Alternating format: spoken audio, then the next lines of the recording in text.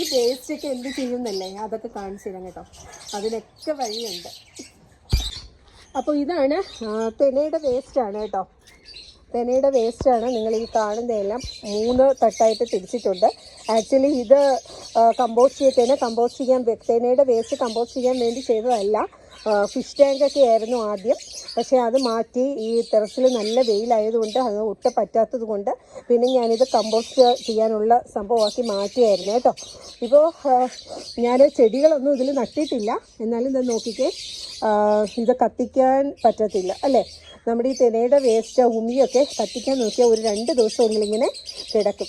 അതുകൊണ്ട് എന്ന് പറഞ്ഞാൽ എനിക്ക് ഇത്തിരി ഡസ്റ്റിന് അലർജിയും കൂടെ ഉള്ളതുകൊണ്ട് ഈ പുകയൊക്കെ ഇങ്ങനെ 1 ദിവസം 2 ദിവസമൊക്കെ പുകഞ്ഞു കിടക്കുമ്പോൾ എനിക്കത് ഭയങ്കര ഒരു വല്ലാത്തൊരിതാണ്. അതുകൊണ്ട് ഞാനിത് കമ്പോസ്റ്റ് ചെയ്തതാണ്. ഇതിൽ ചെടി വളരുമെന്ന് എനിക്കറിയത്തില്ല. നിങ്ങൾ ആരെങ്കിലും കമ്പോസ്റ്റ് ചെയ്തിട്ടുണ്ടെങ്കിൽ മെസ്സേജ് ചെയ്യുക കേട്ടോ.